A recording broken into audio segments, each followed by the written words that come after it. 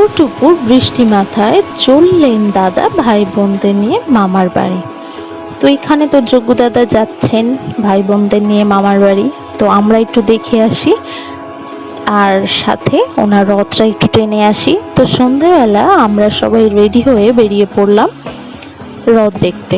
তো আমার মেয়ের তো এই প্রথম রথের মেলা, এই প্রথম রথ দেখা। তো ও দড়ি ধরে টানলো, আমরা সবাই রথ টানলাম। তারপর এত ভিড় ছিল যে কি বলবো। তো আমি তোমাদের একটু দেখাচ্ছি, তোমরা দেখো কি পরিমাণে ভিড়। তো এটা হচ্ছে রথটা আর এই হচ্ছে ভিড়, আর এটা তো মন্দির এরিয়ার ভিড়। আসল ভিড় তো ছিল দোকান পাশারির ওখানে, কিন্তু সেটা আর আমি শ্যুট করতে পারিনি। তো ওখানে গিয়ে আমরা মেয়ের জন্য একটা খেলনা নিলাম, আর আমি নিয়েছিলাম একটা ঘর সাজানোর জুট নেস্ট, একটা আর্টিফিশিয়াল। তো মেলাটা তো ভালোই এনজয় করলাম।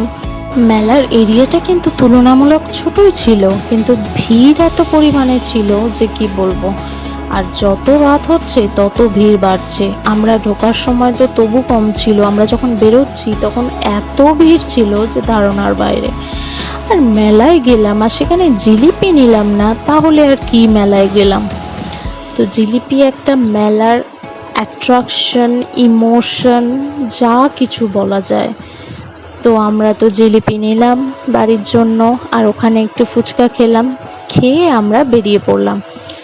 তো মেয়ে আবার একটা বেলুন নিয়েছে, ওর ভালো লেগেছে, লাল লাল বেলুন তো নিয়েছে।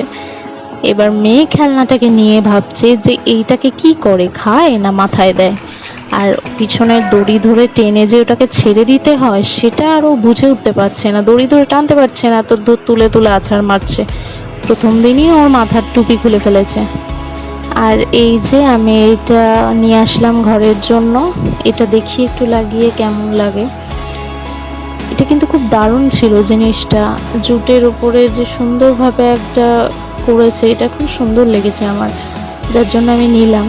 তো আমি আর রাখবো কোথায়, ওই আমার পর্দা রাখার ওখানেই ঝুলিয়ে দিলাম, পর্দা স্ট্যান্ডের মধ্যে। তো দেখো জিনিসটা কেমন লাগছে, একটু দূর থেকে দেখাই, তোমাদেরও কেমন লাগছে একটু জানিও। আমার তো মনে হলো বেশ ভালোই লাগছে। ঠিক আছে বন্ধুরা, দেখা হবে পরের ভিডিওতে। আজকের মতো টাটা।